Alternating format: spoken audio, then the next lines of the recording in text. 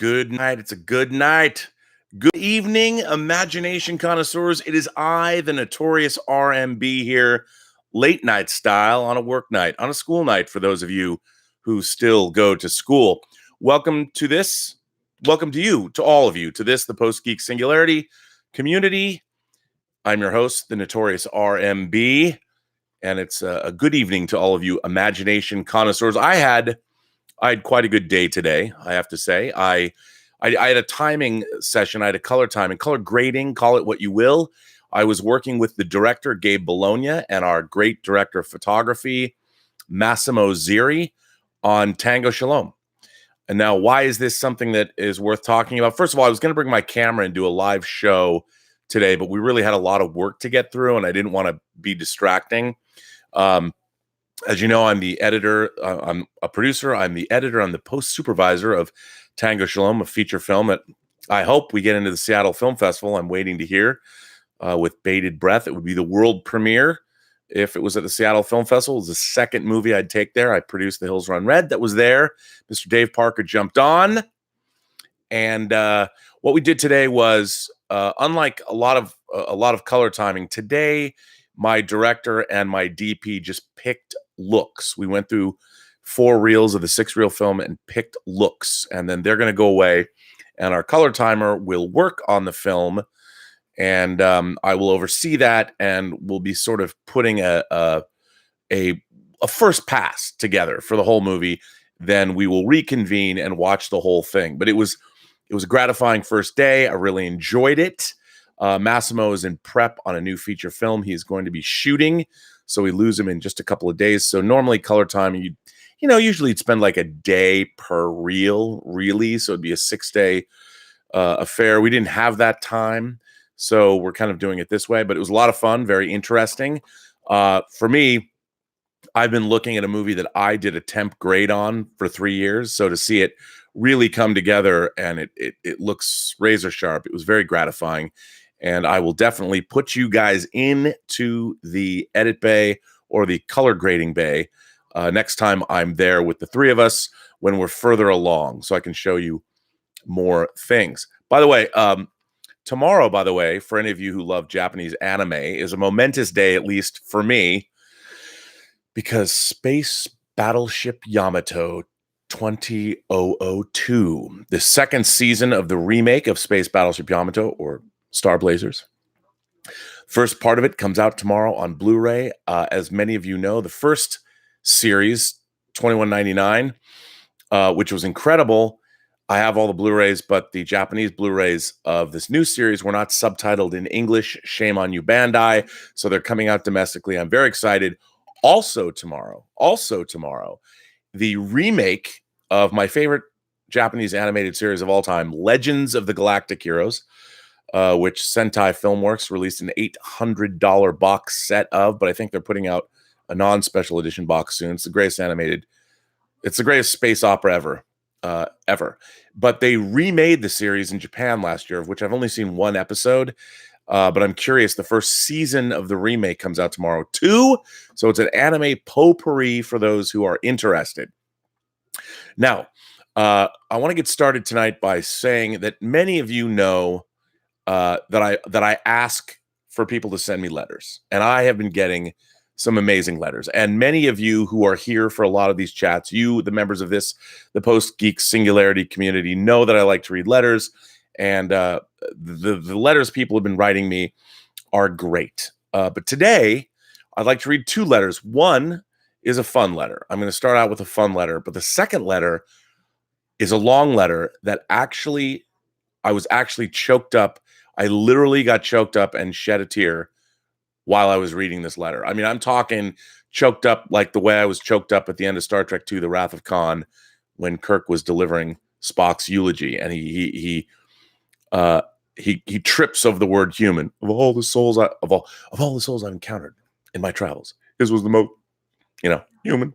It was that kind of I was reading this letter and I was really overcome with emotion, and it's from a person that is a vibrant member of the Post-Geek Singularity community, and I'm going to read her letter.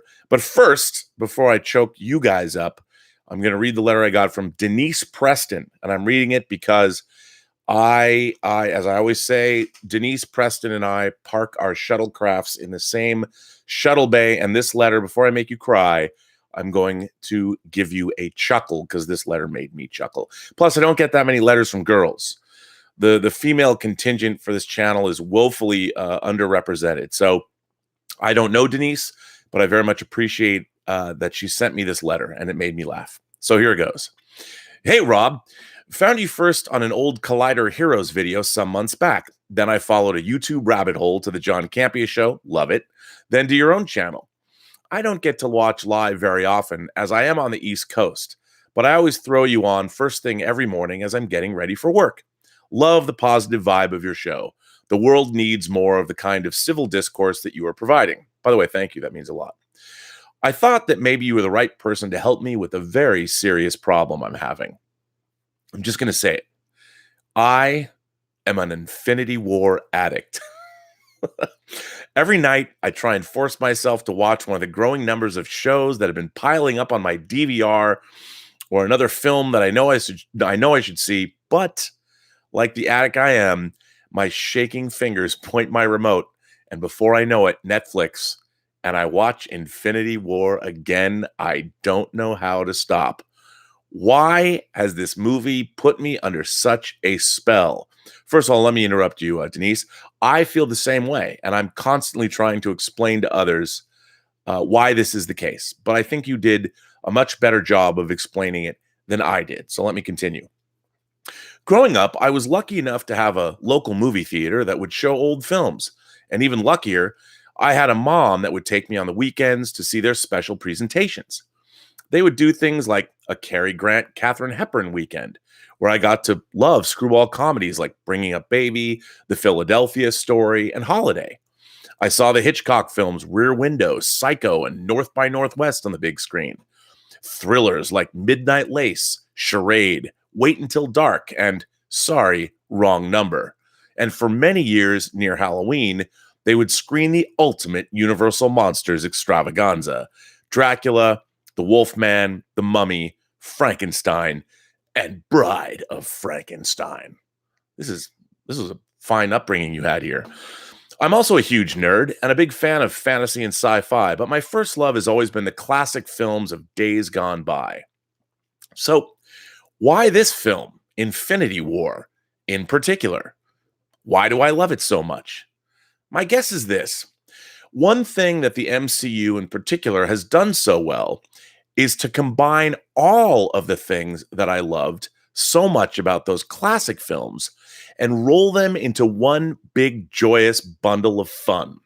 Screwball comedy, thrilling action and suspense, and classic monster movie sensibility. It takes me back to those days as a young girl sitting in a darkened theater with my mom and discovering the wonder of those classic stories and storytellers for the very first time. Anyway, I've gone on too long, but I don't have many truly nerdy friends I can geek out with in real, like who wouldn't look askance at a woman in her late 40s going on and on about a comic book film and how awesome it is. So I thought I'd share it with you, founder of the Post-Geek Singularity. Maybe admitting out loud that I'm an addict will help me, and I can finally catch up with the 100 episodes of TV that I'm behind on, or maybe I'll just keep watching Infinity War until Endgame comes out and see where that leaves me. Feel free to share if you'd like, and keep up the amazing work. It's truly appreciated. Your friend, Denise. Now, what I loved about this letter is it never occurred to me what Denise was saying, that Infinity War, and indeed, I think the larger MCU, does do a good job of combining multiple genres. Of course, on the John Campea show and on Heroes and on the Weekly Hero, we've often talked about the fact that Kevin Feige has said that the MCU is mining different genres of film in order to be relevant and maintain their success. Winter Soldier was famously a 70s conspiracy thriller in the vein of The Parallax View or 3 Days of the Condor, or even All the President's Men, which was so genius, why getting Robert Redford was such a genius move. Ant-Man is more of a heist film. I've been saying that Captain Marvel is an indie film masquerading as a sci-fi superhero tentpole, and I really believe that because it's really a movie about relationships more so than I think any. I mean, all movies are about relationships, but all the spectrum of relationships that Carol Danvers has in the movie and how they relate to her and sort of help her on her journey of discovery, which is something that, as I've seen the movie 3 times, I really appreciated. And I think Denise is spot on. I think that especially Infinity War, I mean, it starts out in a way that the conversation between Tony Stark and Stephen Strange, who have never met, in the Sanctum Sanctorum is this. It's so much fun. I mean, and it is kind of screwball comedy. It's that great witty pitter patter, the pithy comebacks and takedowns, and it was the fact that, like, you know, congratulations on your wedding. They really have done a fine job.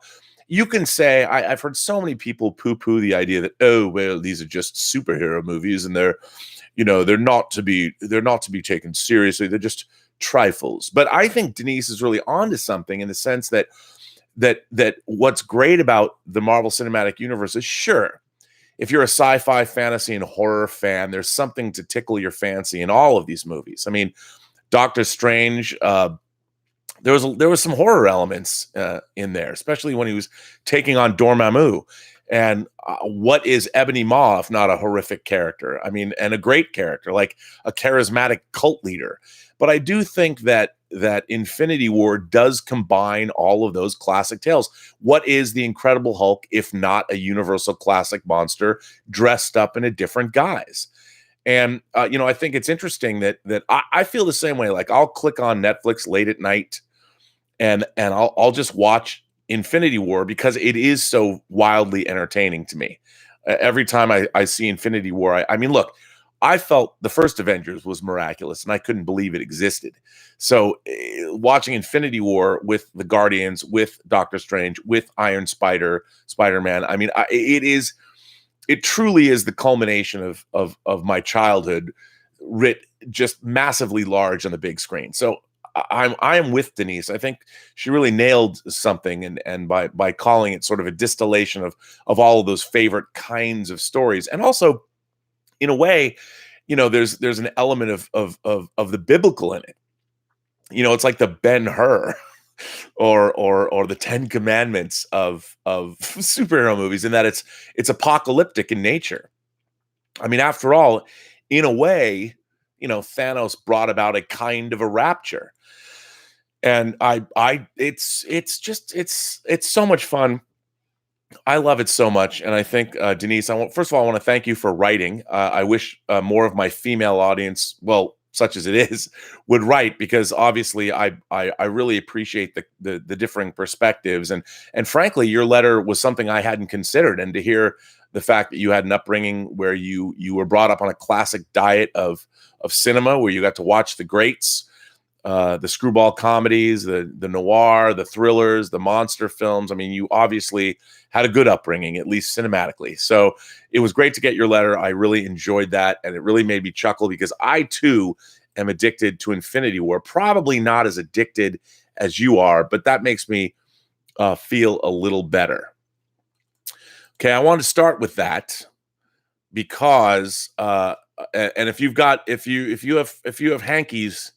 If you have hankies nearby, or you are a want to need hankies, I am going to read a letter. This is a long letter. I'm going to warn you right now. It's a long letter, and I will try to read it well. But this letter spoke to me on many different levels, and I think it will speak to many of you out there in the Post-Geek Singularity. If I could write, I mean, this letter doesn't entirely capture my own experience. I had a very different experience growing up, and I think I'm a different kind of a person, but I've known so many people in my life that this letter would resonate with. And it certainly resonated with me because I've known those people and I've talked to those people my whole life. But when I read this letter, this was a gut punch of a letter, but not in a bad way. It's not an after school special letter, and it's not a bad letter. As a matter of fact, I think part of the reason that I like this letter so much is because it was so life-affirming and in a way so joyous, and once again made me realize, why am I even talking on the internet? Well, ladies and gentlemen, it's for the very reason that I got this letter. This is why. This is why I'm out here. This is why I'm advocating for the Post-Geek Singularity community, and why it's so much fun to talk and connect with all of you out there. But without further ado, this letter comes from a regular here, both on the John Campea show and here on my Robservations live chats. And she is absolutely a founding member of this, the Post-Geek Singularity community. I know, I'm stringing it out, right? This letter comes from Miss Willow Yang, who many of you have come to know and like for her contributions to these conversations. I know I certainly have. Of course, this is going to be, well, you know what? I'm just going to read it. You tell me what you think. Greetings, Rob. Just a forewarning. This is a very long letter and also quite personal. I want to share with you my own experiences and views on imagination. Your episode on personality-defining films had me reflecting on all of the movies and books that I enjoy. My favorite movies are set in the realm of fantasy, action, and adventure, and yet I honestly don't know if they reveal that much about me as a person. And then the newest John Wick trailer dropped and had me literally jumping for joy. After recovering from my initial giddiness, I stopped to try and rationalize my ecstatic reaction to the trailer. It finally dawned on me the reason why I love John Wick and why I love Lord of the Rings, anime, martial arts, and online role-playing games, even though I'm not an assassin or warrior or a hero. The movies I love aren't necessarily the ones that reflect who I am, but rather the ones that engage my imagination, the ones that I want to escape into. Although I've had a very good life growing up, I've always suffered from shyness and low self-esteem. I'm very short, overweight, and awkward. When I was still living in China, I was constantly singled out by my teachers because I lacked the coordination to march properly or skip rope.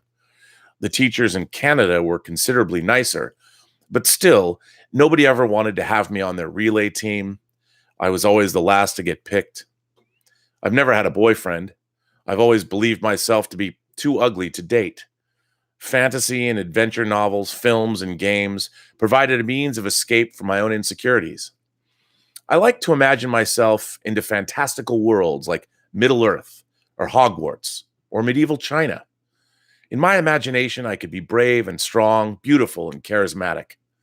I could fly and sword fight and go on adventures that I could never undertake in real life, and have 1,000 boyfriends.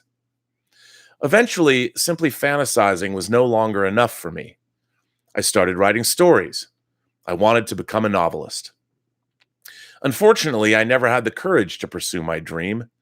After graduating from high school, John, the Star Wars fan I told you about in a previous letter, went to film school because filmmaking was his passion.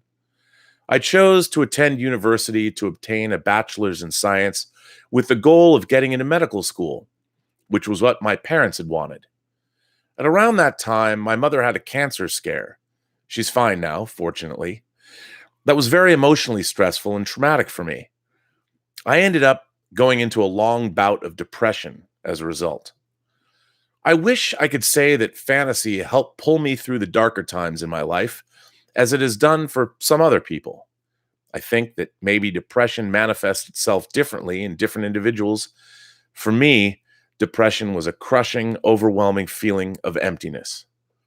I was unable to derive pleasure from anything I did. I stopped reading. I stopped watching movies. I stopped playing games. I stopped writing. I could no longer escape into another world. I had lost my imagination.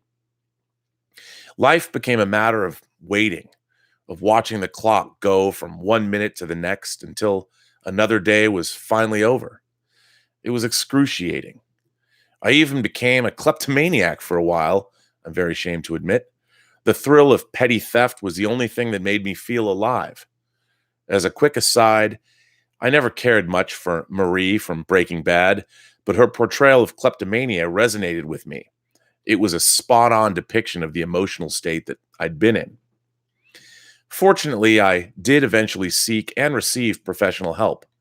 Recovery was a long, arduous process, and even after coming out of my depressed state, I was still filled with fear and anxiety about what to do with my life. My grades had suffered due to my illness, and I knew that I wasn't going to get accepted into medical school. I was lucky to encounter my current supervisor and get into grad school. I'm now 4 years into my PhD in molecular biology. I do enjoy my work, but my imagination has returned as well. As much as I've tried to concentrate on my studies and make up for all the time that I had lost, I know that I'm not fulfilled if I'm not fantasizing, if I'm not conjuring up new stories in my head.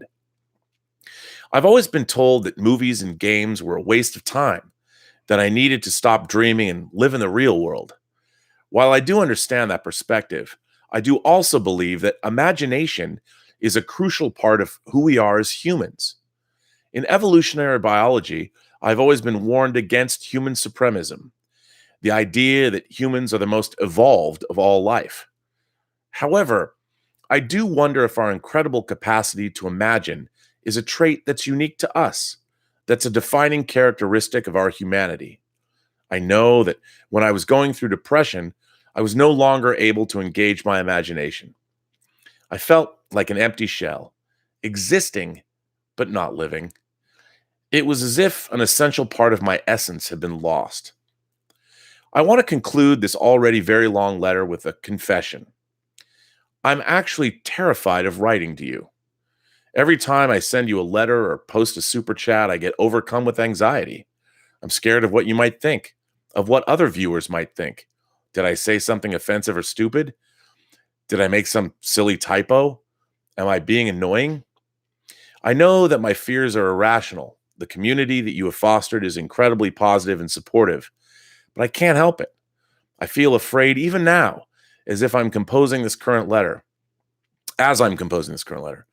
So why am I doing this? It was because of the message that you had sent me when I first signed up on your Patreon. I never expected that a busy filmmaker and popular personality like you would have even noticed, much less reached out to me, but you did. I don't know if you realize this, but your gesture meant a lot to someone who's always struggled with anxiety and insecurities. I felt compelled to write back and engage in conversation in spite of being terrified to do so, and I'm glad to say that the experience has been very rewarding. I want to thank you and to thank everyone in the community here. I've been inspired and encouraged by all the stories and experiences that people have shared. I've recently started writing stories again, and I will continue on participating in the discussions here. I don't know if I'll be able to overcome my phobia anytime soon, but I will keep on challenging myself. I will leave off with a quote from Batman in The Dark Knight Rises. A hero can be anyone, even a man doing something as simple and reassuring as putting a coat on a young boy's shoulders to let him know that the world hadn't ended. And sometimes it can be as simple as listening to someone's story to let them know that they mattered. Yours sincerely, Willow. Well, let me just say, Willow, first of all, if this letter is an example of your writing, please keep writing, because I can't wait to read your first short story or your first novel. Remember, Michael Crichton was an MD. He was a doctor. He also wrote Jurassic Park. He created ER. He also directed the original film Westworld. He directed The Great Train Robbery. He directed Looker. And he directed, of course, Runaway with Tom Selleck and Gene Simmons. I think you have a wonderful and important voice that, I just appreciate you sharing with the Post-Geek Singularity community here that we're building, and especially with me personally, and that you allowed me to share these letters. I think I speak not just for myself, but for anybody who just heard your very eloquent and very, very honest and raw account, that we're all better people because of the story that you shared. You know, I didn't know when I started doing this. John Schnepp used to tell me that my positivity was infectious, and that I should do my own YouTube channel. And I was like, I don't know what was I going to do. And I'm going to do Robservations. I've done one episode where I profiled my friend Greg Smith, who built a 1-to-1 land speeder, and of course Priscilla, Queen of the Glacier. But I've received far more traction by doing these chats. And to know someone such as yourself, I mean, you're a PhD candidate. I mean, you're going to be a doctor. You're going to be a doctor. I'm not a doctor. I don't know if I could ever be a doctor. Well, not only are you going to be a doctor, molecular biology, who knows what you're going to do with your life, but I know that one thing does not stop you from doing the other. And I think you absolutely should share your stories. And obviously, not only do you have an incredibly interesting personal perspective on things, I think a very lucid and cogent perspective. God knows, as someone who's been part of the geek community my entire life, let me tell you, you could help a lot of people by this kind of outreach. There's a lot of people that are going to listen to your words and heed them, and probably be helped far more than anything I could ever say. So, and this goes for anybody that's out there. I always thought, and I used to get criticized for this, that I thought that if you're a geek, and I use the word, I wasn't a geek until I got older and people started calling me. My geeky interests were not geeky interests when I was a little kid. It was only when I became like a teenager or adolescent that geekiness became geekiness. But because when I was a kid, nobody cared. Like I've always been a social kid, and I've always had friends and girlfriends and things because my geeky interests fed into my interests about people. I've always been interested in the world around us, and so I've always been more of an extrovert. But I've certainly met a lot of people in my life, and I've been friends with a lot of people that used our fantasy realms and used geekiness to sort of fill the void in their life they didn't have in other areas, which I think there's nothing wrong with that. I mean, there's nothing wrong. I think remember, imagination is not just the ability to take movies like Denise and I do, Infinity War, seriously. Imagination is also important because it's going to allow you as a doctor or a scientist to imagine a cure for something that has yet to be cured, or to come up with a theory that you can later prove. I mean, imagination is what makes people build buildings, write epic poetry, compose sonnets or symphonies, or none of those things exist. That's what imagination does. And we are just more in tune with our imaginations. And I think that I've always believed that imagination shouldn't be something that's passive. I've always believed that it's our obligation as fans to give something back. And however you want to manifest that, it's not up to me. It's up to you to decide. And you don't have to do it on a grand scale. But, even when somebody, David Crabtree, for instance, he's a guy I know. I've never met him personally, but I know him online. He's a fan of the John Campea show, and I've gone back and forth with him on Twitter. He's a former Marine, and he sends me, and John, he does great artwork. Funny artwork of us dressed as comic characters, and it's very flattering that he does that. But he's also creating his own comic of original characters that he's created. Now, I don't know if he's ever going to make money from that. I have no idea. But the fact is, he's out there creating. He's shared with me some pages and things, and I think it's extraordinary. And your letters and your participation here. I mean, this letter, I got choked up reading it again. The raw honesty that you display, and the thoughtfulness and the words. You're a phenomenal writer. I mean, you should be start with a diary of these experiences of yours. I mean, I'm fascinated by the fact you're a child of two worlds. You lived in China. Your parents are Chinese. You immigrated to Canada. I mean, you're kind of like Spock. You're half Chinese, and now you're half Canadian, and just like Spock is half human and half Vulcan. I mean, that alone, and you're a geek. It's incredible. There's nobody like you, and I think that, look, I can't presume to tell you how to get over the things that you say in this letter that you're still struggling with. But let me tell you, reading this letter tells me you've certainly come a long way. And it means the world to me that you wrote me this letter. And I feel a responsibility that if someone like yourself is going to be sending me a letter like this, then it's my duty to be worthy of you sending it to me. And I hope by sharing your letter, it proves to you how vital and important your voice can be. And, I wouldn't worry about sending letters or writing anything to anyone, because your voice is needed and it's valuable. And I'll tell you, it certainly got to me. Yeah, I woke up this morning and read this letter. It was not what I was expecting to read. As I'm scouring YouTube or reading, I go between CNN and the BBC and the Drudge Report, because I like to, mix it up a bit. Look at both sides of the aisle. But I got your letter this morning, and it was very touching. Anyway, I want to share that with all of you. I hope when Willow is here, as she usually is, please tell her what you thought of her letter. And I thought it was pretty extraordinary. What do you guys think? Anyway, I don't have a necessarily a topic to discuss today. I mostly wanted to read these letters and share them with you. So let's see what anybody is saying. So let me go to the top, and I'll start in. So we'll chat. Durak Media. I don't know what that, what? Sometimes I don't know what that means. M on Rob. Is that good? I hope that's good. But thank you, Durak Media. Nicholas Glenn says, "Oh my God, have you seen Ivan Ortega Endgame trailer fix?" No, I have not. I've not seen it. Is there a new trailer? I don't know.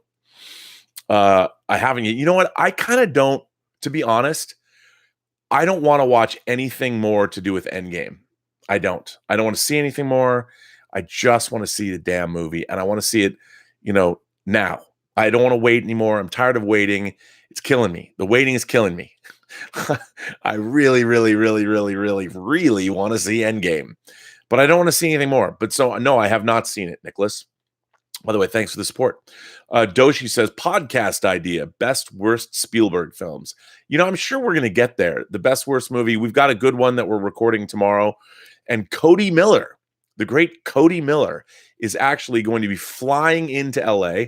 And we're going to be spending, in a couple of weeks, John, Cody, and I are going to be getting together face to face at John's house. And we're going to bang out the rest of the first season of Best Movie, Worst Movie.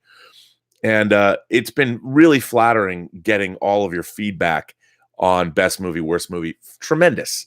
Thanks all for listening. For those of you who don't know, Best Movie, Worst Movie is a new podcast John Campy and I and Cody Miller are doing, where we basically pick some topic. It could be like vampire movies, or you know what? I'm going to give you a spoiler. Maybe John will probably get pissed if I say this. Now, you know what? I won't say it. I'm going to leave it up to you guys to figure out what it is.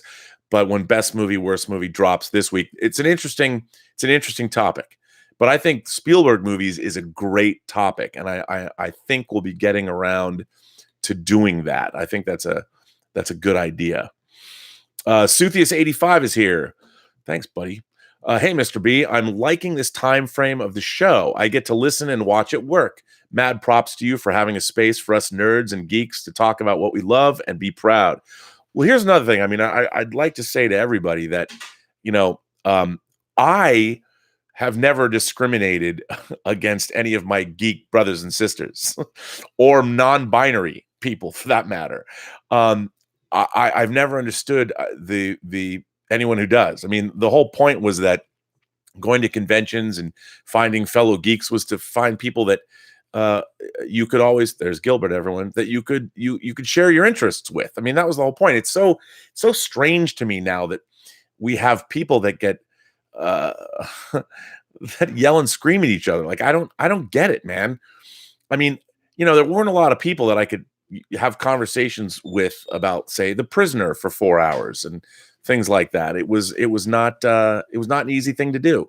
So I don't understand why there's acrimony in Geekland. Don't get it, but there is, and I'll never quite understand it. But that's what this is for. This, the Post-Geek Singularity community, is for all of us to hang out and to talk about what we love and to hopefully be inclusive. Because why not? Everybody knows something you don't know. Nicholas Glenn says, do you ever watch Nerdrotic, the Nerdrotic YouTube channel on Star Trek Discovery? He was just talking about you on his live stream tonight and how he loves your live streams. Was he? I've watched some of Nerdrotic's videos. That's very nice. I will return the favor. That's very cool. That's very flattering that he said that. There's a lot of, hey dude, what's up, bro? Come on, man. Gilbert, isn't it great when he barks? I don't think Gilbert doesn't realize that he's not like a hound dog. Gilbert, do you want some cookies? Come on, bud. Gilbert's going to get a little grooming tomorrow. Gilbert, come here, buddy. Come here, dude. Come here. Come on up here. Come on. No, can't be bothered. Oh, well. He's got things. What are you doing, dude? I don't know. Sometimes Gilbert he's got to say what he's got to say. He's got a lot on his mind. As the co-host of this show, there's not a lot I can do. Nicholas Glenn also says, Star Trek Discovery, Red Angel episode. Can this show get any worse? To be quite honest, I know. I'm behind. I have not watched the Red Angel episode. I just don't think the previous episode I thought was honestly, and there's been a lot of bad episodes of Star Trek. I freely admit that. But I think that episode of Discovery might have been the worst and most offensive episode of Star Trek I've ever seen. And the Red Angel episode, from what I understand, no, probably can't get any worse. But you know what? I don't begrudge my fellow nerds and geeks out there that like Discovery. I will never be one of those people. But I do watch it every week. I just haven't watched it this week. Mark C. says, I used to be extroverted. When I realized that people were laughing at me instead of with me over my geekdom, I've learned to either hide it. Or keep it to myself. I think that's what you meant. Well, you don't have to do that here, Mark. Everybody can fly their geek flag as high and as wide, or I'll provide the. You can get up on my high diving board if I had a high diving board. Bring your megaphone, and I will allow you to be the town crier, and you can talk about whatever geek subjects that you love. I'm a Gaspar Noé fan, although I haven't watched Climax yet, but I will talk about Enter the Void till the cows come home. And a lot of people tell me that I shouldn't love Enter the Void as much as I do, but I do. That's the whole thing, you guys. There's no reason to be ashamed of who you are. I don't understand, why be ashamed of who you are, because that is who you are. I think being yourself, there's something to be said for that. That's why Willow Yang's letter touched me so deeply, is because if nothing else, talk about being herself and being open and honest. I can't imagine being even more open and honest. The funny thing about it is, I'm sure that there's plenty of guys here who would probably love to take her out for a cup of coffee and a croissant or whatever it is she would prefer to go to, which is ironic. But that's what this place is for. Topher Rock says, Endgame is a month away. Nice letter, Willow. Which movie did more for their title character, Winter Soldier or Ragnarok? I love them both. You know what? That's interesting. I think both of those movies were really pivotal in terms of the characters. A lot of stuff happened in those movies to the main characters. But, I think that Winter Soldier had more ramifications to the MCU as a whole. But Ragnarok certainly affected, Asgard. It's gone, man. Asgard is gone. So yeah, that's a good question. I think they're both interesting and resonant for different reasons. Archie Vasquez says, R&B, love all your YouTube work, and I love your partnership with Campia. Also miss the Collider Hero days. Can't watch it now without you and Schnepp. R.I.P. Well, I saw Coy this weekend at the Schmodown Freefall. It was good to see him. We had a good conversation. And I told him I like what they were doing with Heroes, how they were bringing on more guest stars and more celebrities and more professionals, which I thought was really cool. It was good to see him. Hadn't seen him in a while, but it was good. And thanks for that. I appreciate that. Pre-live teaser says, Rob, rewatch The Cage. What if the original pilot of Star Trek was commissioned? Pike's Enterprise would be a totally different ship. It would be. I really liked The Cage, but I think I understand, like, what's really interesting is you had a captain who had suffered. I mean, he lost his crew members when we first meet him. He's kind of depressed. He doesn't really want to be there. I think the difference between Pike and Kirk, at least as portrayed, and especially the first season of TOS, is that Kirk really likes to be an explorer. He really loves to be captain of the Enterprise. And that shows. I mean, I think that's what you want. I think showing the questioning, dour Captain Pike, who should have come halfway into the season, maybe it wasn't. You should have led with that. But I understand. I really admire The Cage. I especially love it in the context of the menagerie, because Star Trek canon was born there. You learn all about the history of the Enterprise. You see the differences in the ship. It's pretty great. So I'm a big fan of that. Let's see. Oh my God, Ivan Ortega Endgame trailer edit is a must watch. Robert, do a live reaction. Really? Okay, that's what you're talking about. Maybe I have to do that. Do I have to? Maybe I'll do a live reaction. Real Girl 26 says, yeah, when I first saw Infinity War and it got to the dusting, my mind went straight to the Bible. I know, right? I mean, it was kind of like the rapture, the culling, or whatever. Maybe people would just disappear, but it was the way they disappeared. It was such a feeling of finality to it, didn't it? Chad Crypto says, my dad had me watch the classics. He loved every movie, from the B flicks all the way to the AAA movies. I miss that man. Well, Chad, it sounds like you have a good dad.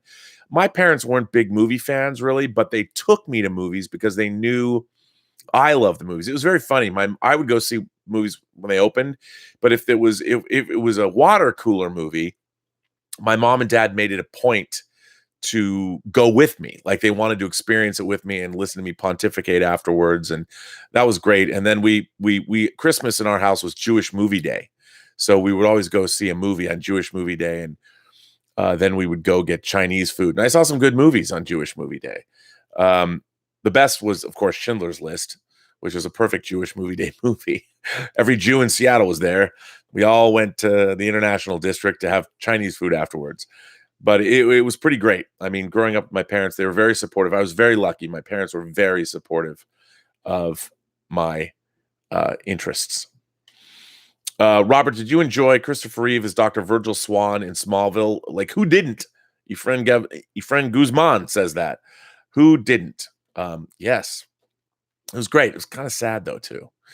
Doshi says, Iron Man kicked off the MCU, and plus, if you have that thought, why isn't X-Men or Sam Raimi's Spider-Man not MCU?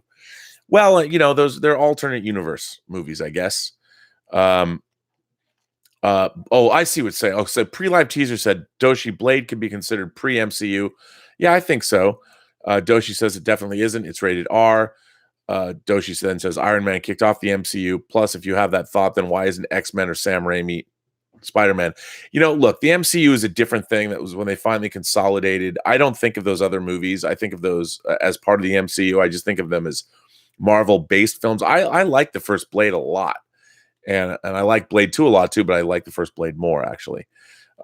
Benjamin Workman says, hey, Rob, how are you, Benjamin? Learning Disabled Spock says, listen, Willow, if I can get a date, anybody can. I believe that. I believe most people should have dates. Dates are good. You should do that. Barkarat says, justice for Han. Yes. Silva Surfa says, damn. Yes, that too. Dark Knight 1998 says, anyone here watch Zack Snyder talk about his Justice League movie? I have not watched that yet, but I really want to. Silva Surfa also says, you are cool, Willow. See, you are cool. Nay says, Willow Yang is a special person. Just hearing that letter. Dark Knight 1998 says, Willow is awesome. See, Willow, you've got fans here that will always embrace you with love and affection, including me. Pre-live teaser says the Chris Claremont and John Byrne run on the X-Men is genre-defining, introducing characters such as Kitty, etc. I agree. I love that run. Jamel McCormack says, you rock, Willow. Dave's Golden Duck says, thank you, Willow. Pre-live teaser says, thanks, Willow. Benjamin Workman says, we all love you, Willow. Matt Limpicki says, wow, that was amazing. Anthony Morales says, nice letter, Willow. Thank you. Nay says, Andromeda Strain. I loved Andromeda Strain. And by the way, it scared the hell out of me. I love anything about diseases or plagues, or maybe that's why Stephen King's The Stand is one of my favorite books. I love that stuff. So yes, I love the Andromeda Strain. The beginning of Andromeda Strain is so good. Chad Crypto says, I forgot he did Looker. Yes, sir. Captain Kirk says, that was very sweet, Willow. Don't be ashamed of being honest. Rob, nice of you to read that out. Good encouragement. Mugen 008 says, appreciate it, Willow Yang. Learning Disabled Spock says, I'm not crying, but here's a standing ovation for Willow Yang. Dark Knight 1998 says, best letter I've heard on one of these shows. Your friend Guzman says, we appreciate you, Willow. I think, listen to that. I mean, come on, Willow. That was a moving letter, and you've got a group of people here who are they're now your biggest fans. It's going to be like, you're going to be like James Caan in Misery, and everyone's going to be like Annie Wilkes. They're going to like tie you up and make you write the new Misery Chastain novel when you're going to be snowbound and hobbled. It's going to be, people are going to come, someone's going to come, kidnap you. It's going to happen, and it's going to be my fault, and I'm going to get blamed for it. I know, but I'm hoping that it all works out for you in the long run. And maybe this will be what forces you to write the great fantasy novel or the great science fiction novel or the great look. I think you should use your PhD as fodder to write an awesome novel about something molecular that it threatens the entire human race, and like Michael Crichton did. And then watch it. You'll sell it, and it'll be sold into the movies like Jurassic Park. You'll make billions of dollars, and we can all say we knew you when. It's going to happen, though. I know. Mercer Create says, I love the new Orville. Will we be remembered in 400 years? I have mixed feelings about the new Orville. I thought it was good. I really liked the idea behind it, but it aside from the fact that she was 400 years ago, it's funny because I'm torn by those personal stories, because I want more of a science fiction bent to them. One of my favorite science fiction films of the last decade is Her, and it's a little different, but yes, I thought the episode was great. I loved that girl they cast. How could you not fall in love with that girl? I mean, she was the perfect girl next door, and she was great. And I liked who they cast, but I want to see more sci-fi from the Orville. All of their sci-fi concepts are too down to earth. Doshi says, between you, John, and Ashley, who gets dusted first? Well, John gets dusted first, and Ashley gets dusted. I get to stay here and talk to you guys and girls. Mercer Create says, do you miss the Far Side comic strip? Larson was a genius.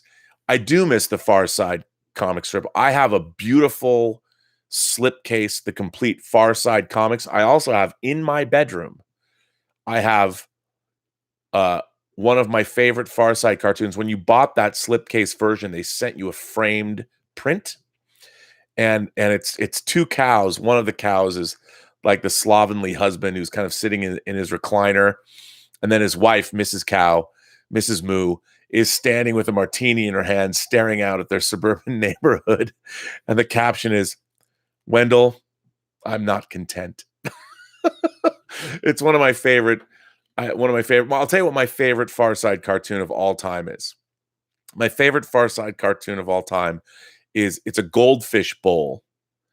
And there are goldfish that are standing on their back fins. They're outside of the goldfish bowl. And inside the goldfish bowl is one of those like castles that you put in goldfish bowls. And the castle is on fire. And the goldfish have jumped out of the water to escape the fire. But they're looking around, and they realize they're no longer in the water. And one of the goldfish says, looking around, says, of course, Now we're equally screwed.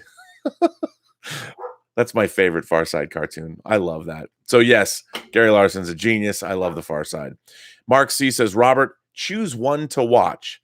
Captain Blood, The Seahawk, or The Mark of Zorro with Tyrone Power. Oh my God, that's a tough one. God, I don't know, man. Probably Captain Blood, but I haven't seen those movies. I've seen all three of those movies, but I haven't seen those in forever. Yeah.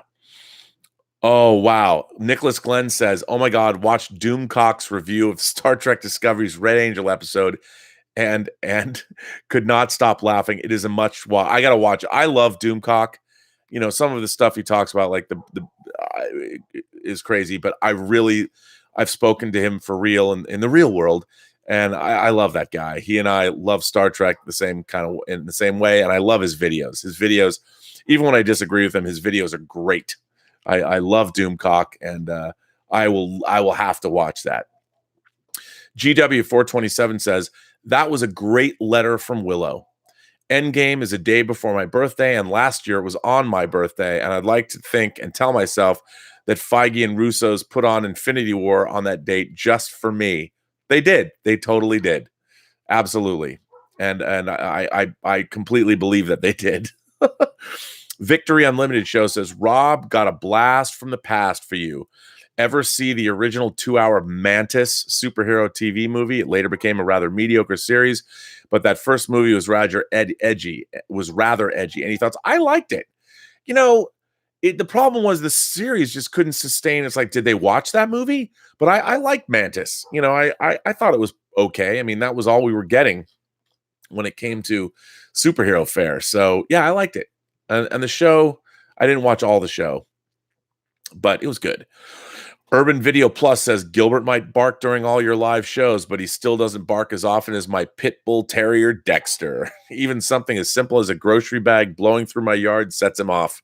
Yeah, he's right there too. He loves, there's so many creatures in our backyard, whether it's the possum or other cats, or he's out there barking now.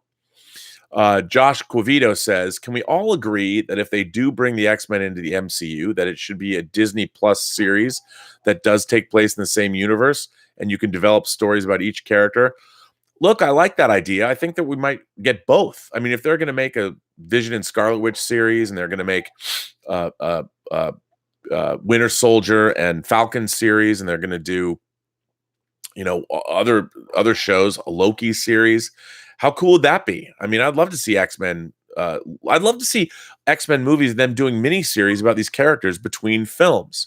So, you know, you could have a Kitty Pryde series. You could have a show about Mojo and Longshot and Spiral and the whole Mojo-verse business. I'd love to see that. Dave's Golden Duck says, I was laughed at in high school back in the 90s for playing Pokemon with my best friend, who will have been padded for 3 years coming up in September. Who will have been padded. Is that, I don't know what that means. Is that bad? Does padded mean he's in a padded cell? Well, you're going to have the last laugh when Detective Pikachu makes like $1 billion at the box office. Real Girl 26 says, Ragnarok is great, but I know I'm in the minority because The Dark World is my favorite of all Thor films. You know what?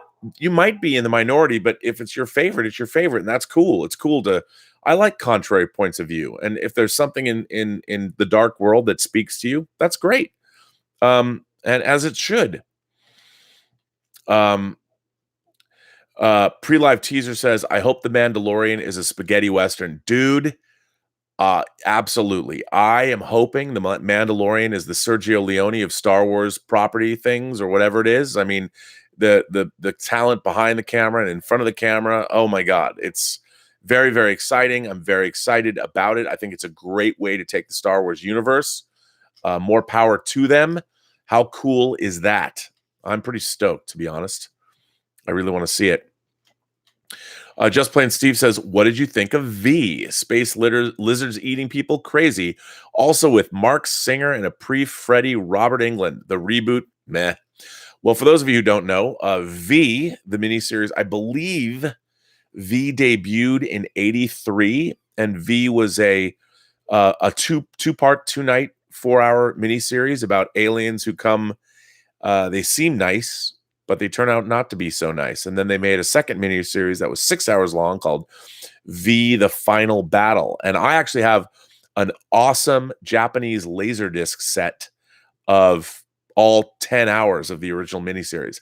I loved V. I thought it was great. This series wasn't so great. I also have all 18 issues of the DC Comics series they did of V. It was okay. You know, I didn't love it. I didn't love the comic series, and the TV series wasn't as good. And they kept killing people. It was like Walking Dead before Walking Dead. But it had a really good cast, and yeah, I really liked it. And Faye Grant, was it Faye Grant who shows up in Internal Affairs later? I thought it was good. Suthius85, by the way, thanks for the support, Suthius. My wife and oldest are invested in the MCU and know they are heroes, and I couldn't be more proud, especially my wife, whom I married overseas. We may not have the same taste in music, but I love it when she asks me about superheroes. Well, Suthius, that's awesome. You know what? Musical taste, that's a tough one to reconcile with people.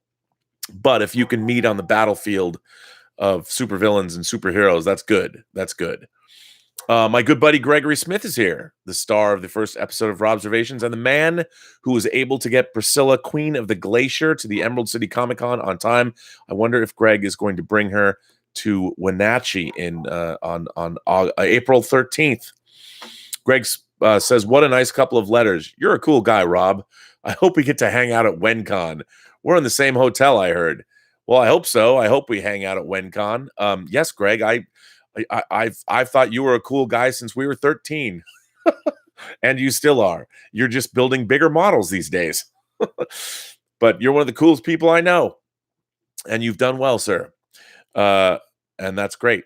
And by the way, my friend Greg Smith discovered cosplaying and becoming a member of the Geek Singularity late in life, which is good. Dark Knight 1998 says, hey, Rob, a friend of mine thinks that Endgame will end the same way as Breaking Dawn Part 2, and we will see Mantis reading Thanos' mind on Titan, and it was all in his head. I don't think so. Ghost World asks, have I seen Apollo 11, the new documentary? No, I have not, and I'm a total space freak, and I can't believe it. I was going to go see it. I actually got on the train to go see it, and then I was going to be late, so I ended up not seeing it, but I need to go see it because I love Apollo 11. I really do. Norman Hobbs says it's okay to be white. Are you trolling me, Norman? Because if you are, who says it isn't okay to be white? It's okay to be anything. You know, we're all human beings. It's okay to be a human being. That's what I always say. Unless, of course, aliens take over the earth and start exterminating us. It's still okay to be a human being. We just all have to figure out how to work together and repel those aliens. Xander Nebuchadnezzar says, hello, RMB. How have you been? It's been a short while since I've been to one of your live streams. Well, Xander, welcome back. I hope you enjoyed this live stream. I'm sorry I didn't have a subject at hand, but Willow's letter, that was the main event tonight. I've been thinking about it all day, so I had to read it. Real Girl 26 says, I'm so ready to see what they give us with the Loki series and, of course, all of the Star Wars and other Marvel shows they give us. Me too. I can't wait. We're getting these things. Laser Tron says, I loved Femme Fatales. It doesn't get any cuter than Madison Dillon. And one episode you did feature the great and underrated Carrie Canupi. Any cool stories about your time on the show? First of all, mad props to you for bringing up Carrie Canupi. I loved Carrie Canupi. She starred in my episode Till Death Do Us Part. And I think Carrie Canupi is an incredibly talented actress. And I came up with something. You know, we only worked on those shows for 3 days. For those of you who don't know, I directed 5 episodes of this late night cinematic show called Femme Fatales, which is like an anthology show. Unfortunately, we had to put in lots of sex in it because that's what the network wanted. So we were constantly fighting between the shows themselves, what we were trying to do these crime thriller pulp novels for television and the needs of the network. But I loved Carrie Canupi, and when we were working together, I loved her expressiveness. And when she would always do something that surprised me, and I started calling them Canupiisms. I would tell her that was my direction to her. I'm like, you know, at the end of the scene, I need a Canupiism here. Can you and she would always deliver. I think she's an amazing talent, and she one day she's going to break through. She's a working actress. I mean, I follow her on Instagram. We were at one point, Christine Sheik, so I call my professional wife, she's a casting director and a producer in her own right. I recently worked with her on Lucas Kendall's short film Skyfighter. She and I were going to make a movie called Zombie Bride, and I really wanted Carrie Canupi to be the zombie bride. I'd brought her in, and it didn't end up happening. But I will work with her anytime. I love Carrie Canupi. Follow her on Instagram. She's on Instagram. She's on Facebook. But I haven't talked to her in years. But she was great. I loved making Femme Fatales. I got to work with Steve Railsback, who starred in Life Force, and he starred in The Stuntman, which is one of my favorite movies of all time. And I got to work with him on the Libra episode. It's kind of a mess. It was sort of taken away from me after I shot it because they were trying to turn it into a pilot for a series. It's okay. It's a bit of a mess. I think my original conception of what I was doing with it was a little better, but it was still fun. It was still fun. Femme Fatales was talk about a fun show to work on. And I got to edit all my episodes. So it was fun. Check it out. I think they probably still air it. It's around. You can get it on Amazon. But I appreciate the shout out. It was a fun show to work on. I really enjoyed it. And I met a lot of really cool people working on the show. A lot of the actresses, a lot of the girls on the show were really nice. And Madison Dillon is one of my favorites. If you follow me on Instagram, which is RM Burnett, you go down in my feed, go back 6 years when I was working on Star Trek. Madison used to come to my edit bay all the time and bring me wine or Jameson. And she was a Star Trek fan. And she would always want to play with, this is not a euphemism. This isn't all. She literally liked to play with my Enterprises. So there's some really good pictures of Madison. Madison is adorable. I love her to death. I always see her. She's always at WonderCon and at Comic-Con. And I don't see her nearly as much as I used to, but she's great. And you're right. She's cute as a button, and she always has a smile on her face, and she's terrific. And I'm glad you love Femme Fatales. There's a great DVD set. I wish it was on Blu-ray, but you can get the DVD set of the entire series, but it's not in HD. Mercer Create says, my favorite Far Side is the psychiatrist and a guy on the couch, and you see the psychiatrist's notes, just plain nuts. That's a good one too. I like that. Ghost World says, God, the Mandalorian is going to kick ass. I hope so. It better be. It better kick ass. Pleasant Valley Picker, California says, agree to disagree. I remember that expression when I was young. Whatever happened? I don't know what you're referring to. I should find out. Pleasant Valley Picker, California, CA. By the way, I love that name. I love your name. Let's see. Mercer Create. Much of the Far Side humor is reflected in films like Men in Black. I agree with you. It totally is. Men in Black is definitely inspired by the Far Side. Maybe the comic was. I don't know. Eric Warner says, V was such a classic series. Love the miniseries. Yeah, and it's just as relevant today. The remake was kind of cool. I would like to have seen it go on more. I mean, I watched some of it. I caught up with it. It was streaming. I think it was on Hulu or something. And I started watching it. I liked it. And look, anything Marina Baccarin's in, I'll watch. I mean, that kid from the OC, he lucked out when he married her. But Marina Baccarin was a great choice. I mean, she was great in Deadpool. She's really an unsung actress. I think she's terrific in everything that she's in. And I thought she was really great in V. I thought it was a great choice. Victory Unlimited Show says, with the rise of such consistently well-done, nuanced superhero and horror movies, I think that the days of not nominating genre movies for Oscars is numbered. And to that I say good riddance. I think that I'll tell you something, to be honest, I hadn't seen Green Book, and Elizabeth and I watched it last night, and I really loved it. But I really believe that, at least in my mind, that an Oscar movie needs to have a universality to it. It needs to transcend its genre, and it needs to sort of speak to the larger human truths. Now, this is just me, but when I was growing up, movies seemed to do that, like Gandhi. Like, I remember as a kid when Gandhi came out, I think it was 82 it came out. I had no interest. And I'm like, oh, I have to go because I saw every movie. And when I went and saw it, I was enchanted, man. I was enchanted by Gandhi. I thought it was a phenomenal film. But I agree. I think, look, as genre fare, we've had Silence of the Lambs. I think that's a genre film that transcends its genre. The Lord of the Rings films certainly do. They're not just fantasy movies. Outstanding. And I think we're going to get, I don't know if a superhero movie will ever, there's too much. I think, institutionalized prejudice against superheroes as a genre. But maybe one day. I mean, I could see a comic book based movie, something like A Road to Perdition, which is based on a graphic novel, or A Ghost World. Not that either one of those movies are necessarily worthy of winning Best Picture.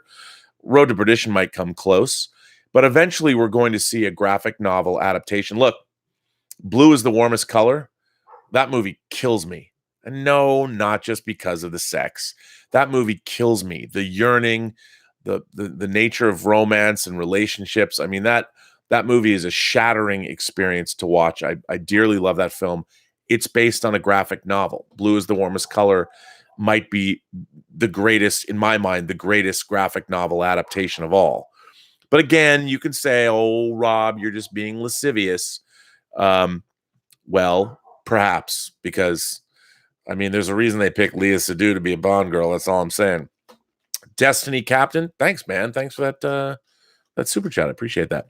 Doshi says, keep one or lose one forever. Aliens or Terminator 2? No contest. I lose Terminator 2. You don't need, I mean, sure, Terminator 2 for all of its fun is fine, but the first Terminator explores the concept. That's all you need. And Aliens is essential. Everything that Terminator promised was realized in Aliens. And God, I love it. One of the greatest sequels of all. Suthius85 says, I believe Mr. C mentioned you watched Manifest. I just binged the first season and I enjoyed it, and I can't wait for season 2. Any recommendations of similar shows? Suthius, I have to say, sir, I hope this doesn't put you off me, but I watched Manifest. It was like The Leftovers. I watched this show to see if the writing staff knew what the fuck they were doing, where they were going. I think they didn't, as evidenced by the climax of the first season. I know the show was on the bubble. I don't know if it was renewed. I will not be returning. But if you like Manifest, might I suggest you watch the Netflix series Travelers that Eric McCormack stars in. Eric McCormack, and I'm not just saying that because I directed him in Free Enterprise. Season 1 and especially season 3 of Travelers, now the last season of Travelers, I really enjoyed that show. Very interesting, and a lot of people haven't watched Travelers, but if you haven't, you should check it out. I like Travelers, and even though it only does run 3 seasons, I wanted it to run more. It does have a satisfying ending, so you should check it out. It's pretty good. I liked it. Learning Disabled Spock says, I'm playing Sekiro Shadows Die twice right now, and I think it would make an amazing anime. I don't know that. I don't know. And Dune comes out next year. I can't believe it. It does. The Exalted, Aliens, and Terminator 2 is hard. Aliens, if I had to say, yes, sir. You and me, you and the Exalted and I think the same way. Dave's Golden Duck says, I bought the 40th anniversary Xenomorph Funko Pop the other day. Yeah, and you know what? The Xenomorph is still the greatest creature. It's still the greatest alien creature of all time. Topher Rock says, I think T2 is the best action movie of all time. Maybe. I think there's a lot of films I would put up against it. Mercer Creates says, I love The Far Side where snakes are trying to crawl and chew gum at the same time. Yes. I agree. I think that's a great thing. A pre-live teaser says Mark Ruffalo's performance reminds me of Bill Bixby. He kind of does. I think he's kind of channeling his Bill Bixby. Dark Knight 1998 says, hey, Rob, besides William Shatner, who's the best actor you work with? Probably Eric McCormack. Eric McCormack is a very, very gifted actor. It's interesting to me because I think he told me when we were working on Free Enterprise that his dream was to just get on a sitcom. That's what he wanted to do. That's what he told me. And I'm like, I think he's a much more gifted actor than that. But hey, he succeeded. Not only was he on Will and Grace for forever, he's back on Will and Grace. And he was able to make things like Travelers. So more power to him. But I think he's an incredibly gifted actor. Doshi says, I'm broke. I love supporting the channel. Well, Doshi, I thank you. And because you're supporting the channel, I don't go broke. And I appreciate that immensely. Dieter Bastian's here. Dieter Bastian, by the way. Dieter, thank you for the letter about Die Hard, which I'm going to read on the show. Dieter sent me a movie. Dieter sent me a letter about Die Hard and its disposition in Germany.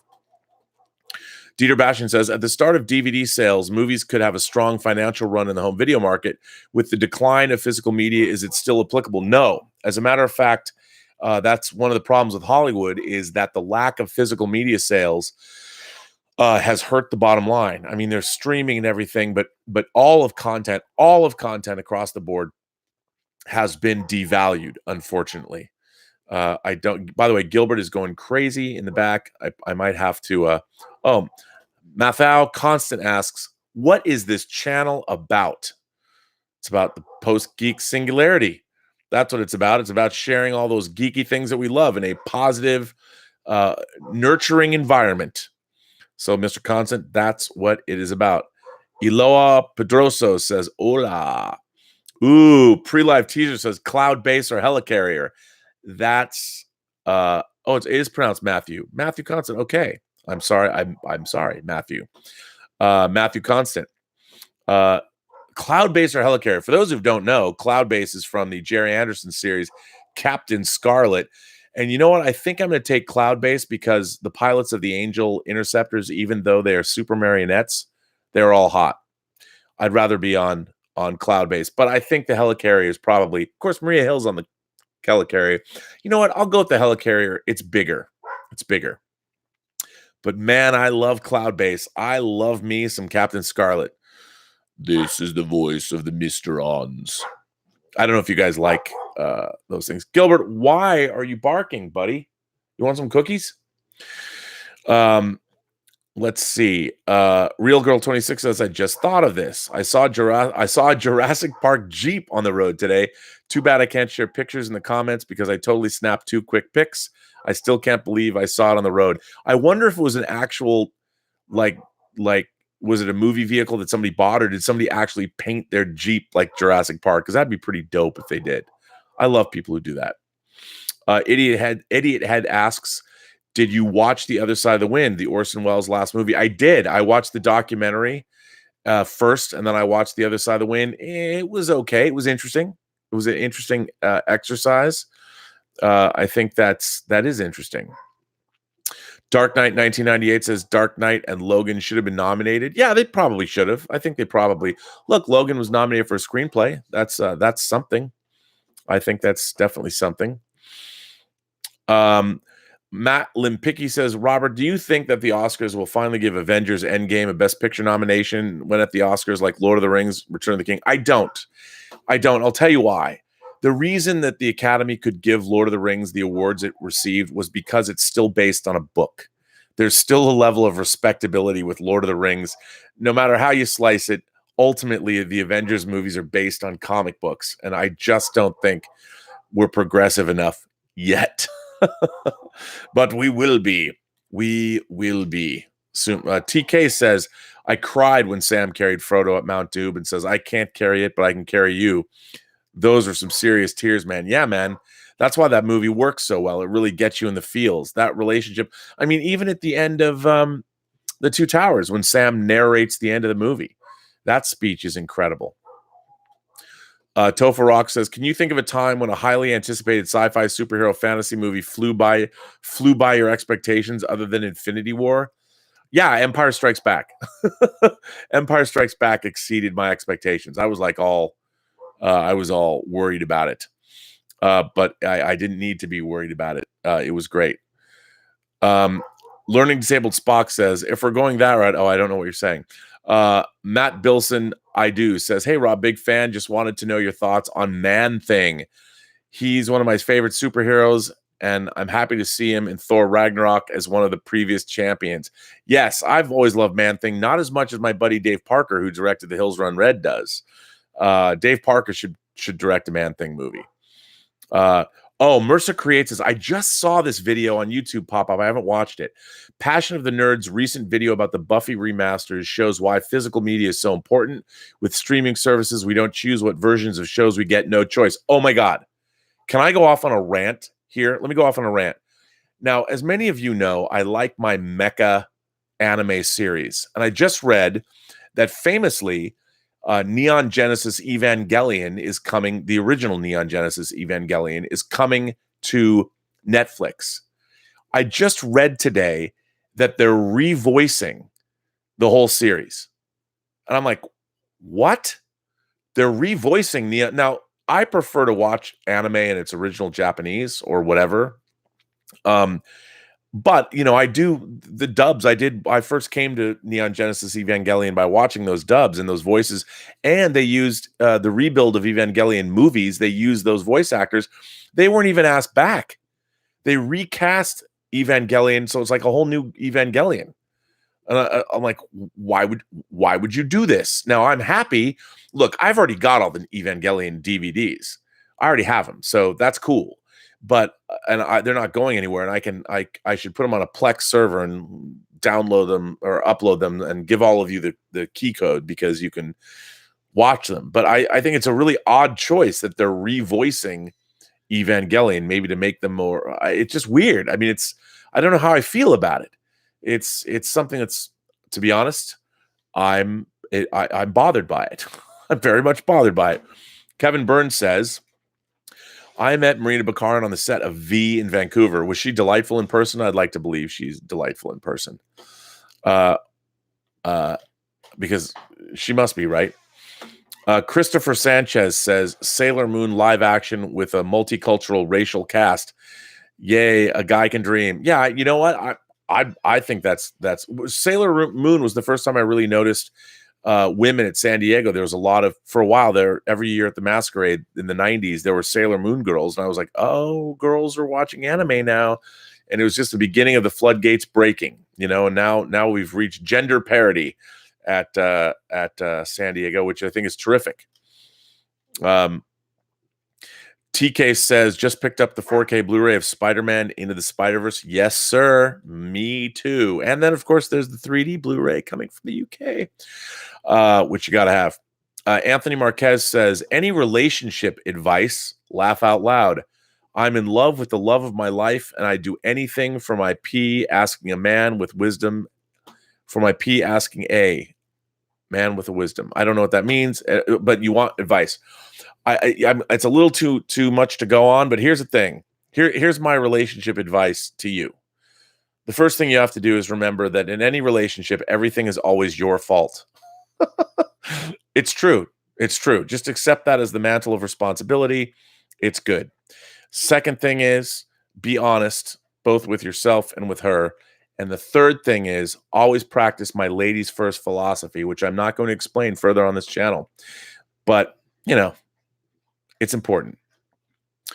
Let's see. Learning Disabled Spock says, are they at least putting the dubs up? I don't think so, man. I don't know. I think they're redoing a whole new dub.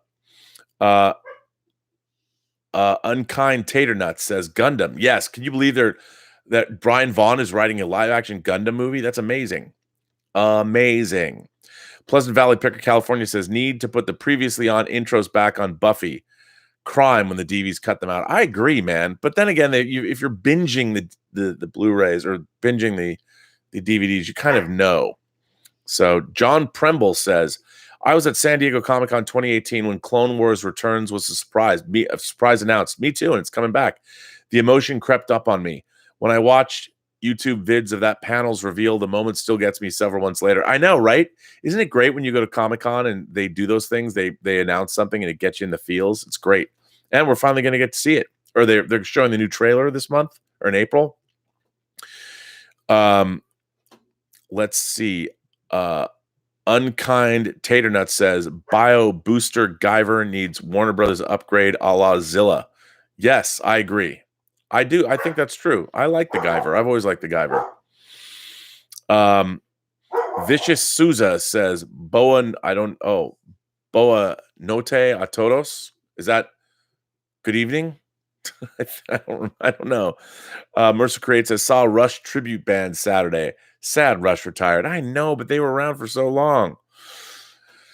Pleasant Valley Picker says, California says, ladies first. Okay, Rob. I don't know if I want to know. Laugh out loud. Well, when I just, a ladies first philosophy will help you in all aspects of your life. Kind of like, when you open a door for a woman, ladies first. Whenever you do anything for a woman, make sure she happens to do something before you do. It's always a good way to be. At least I found that way. Dieter Bastian says, have you watched The Dirt yet? The Motley Crue biopic. I have not. Had some sort of parody feeling to me. I guess it was the Wigs, and the movie was more like a fast montage with some stops along the way with breaking the fourth wall. Yeah, I've heard that. I would like to have seen a more traditional biopic look at Motley Crue, but Eric Olson was one of the producers who I work with on Hills Run Red, so I'm looking forward to seeing it. I know they tried to make it for a really long time. I want to love it. Eugene Keeler says, the budding voice actor in me was interested in what your rant was going to be about. Many of us here in the Philippines have joined the growing community of dubbing. Yeah, I can imagine that. I mean, it's a great way to get into acting and voiceover work. What's the Philippines film business like? I'd be curious to hear. Is it active? Do you guys have a lot of work? A Fillmore Pocket says, ladies first is a major key to life. You know what I'm talking about, and you're correct.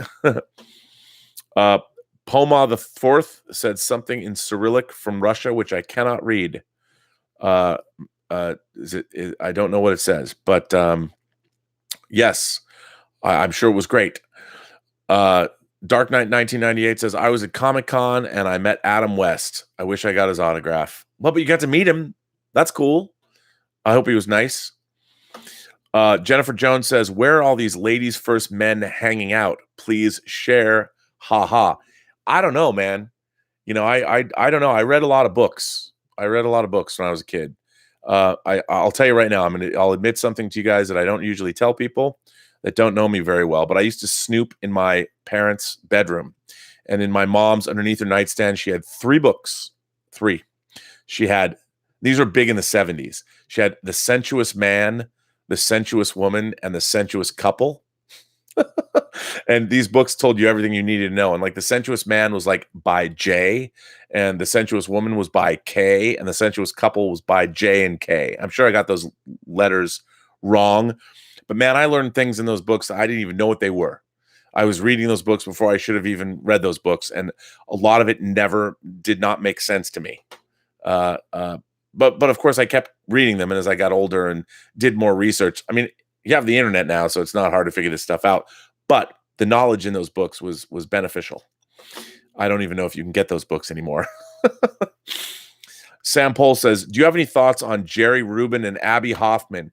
I don't really. Counterculture figures both.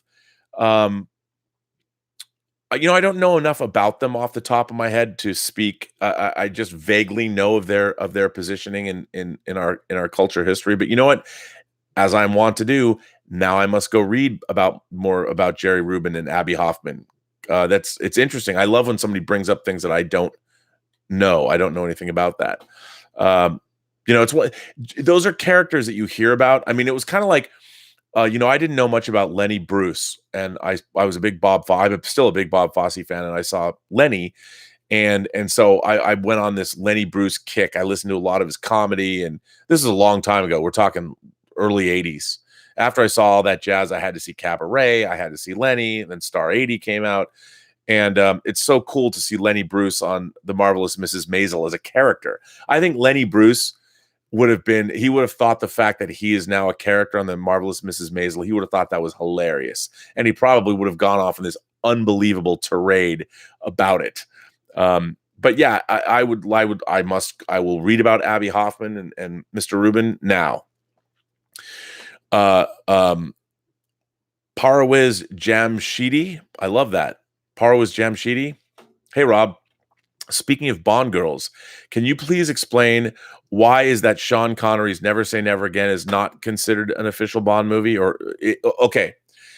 Oh, there's such a long story behind that. But the reason that it is not considered an official Bond movie is it's not part of the Broccoli-Saltzman Bond films. It was actually made by Kevin McClory, and one of the most interesting chapters in Hollywood history is the battle.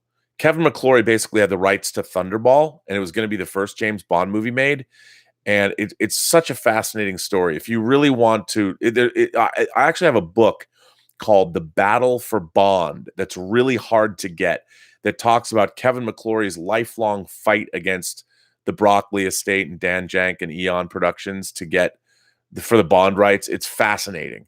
But Kevin McClory was able to remake Never Say Never Again because it's famously a remake of Thunderball, but it's not considered part of the Bond canon. But it's really interesting nonetheless. You should really, if you can't get the Battle for Bond, I'm sure there's other books that deal with it, but look it up. Look up Kevin McClory, read about his literally a lifelong battle to get. I mean, it was an idiotic thing to do. Kevin McClory was kind of, in my mind, kind of a douche. But if you want, the Battle for Bond is a great book to find. If you can find it, it's hard to find. I remember paying way too much money when it first came out to get it, but it's a fascinating story. AJ Lancaster says, thoughts on Southland Tales? I think it's the best Richard Kelly film over Donnie Darko. I liked Southland Tales. And, there was a comic book. It was kind of a transmedia event. Unfortunately, I think it was cut. I think the studio didn't know what to make of it. Yeah, but I liked it. I thought it was pretty audacious. I think that Richard Kelly, I'd like to see him make more movies. I kind of like Button. Was it The Button or Button? Like the T, I think it was The Button, which is a remake of Button that was first made on, we first saw a version of it on the 80s Twilight Zone. Sam Pohl says, he goes on to say, Jerry Rubin is a fascinating figure. He was an early investor in Apple Computers after his early career as a political activist. Yeah, that makes me want to read about him even more. Sam Pohl, are you related to Frederick Pohl, the science fiction writer? I ask because your last name, I believe, is spelled the same way. GW427 says, Never Say Never is my dad's favorite Bond film. See, I'll tell you something funny about Never Say Never Again. It has Michel Legrand, who I really like. He composed the score for The Umbrellas of Cherbourg. His score for Never Say Never Again is not good. And when I was working on Superman Returns in Australia, a dude from Perth painstakingly pulled out all the music from Never Say Never Again and famously put in all of the John Barry Bond scores in Never Say Never Again. And he made a new title sequence using the propeller head's history repeating. It was pretty good. It made it, I think, a better film. I don't dislike Never Say Never Again. I love Barbara Carrera as Fatima Blush. I love Klaus Maria Brandauer as Blofeld. Or no, Largo. He's Largo, right? He's not Blofeld. Max von Sydow is Blofeld. And there's a lot in Never Say Never Again I really like. The script was written by Lorenzo Semple Jr., who wrote Flash Gordon and the original Batman TV series. It's a little goofy. I think it has a tonal problem, but I like it. I like seeing remember in 1983 when Never Say Never Again came out, they released an official Bond movie, Octopussy, as well. It was the Battle of the Bonds that summer or that year.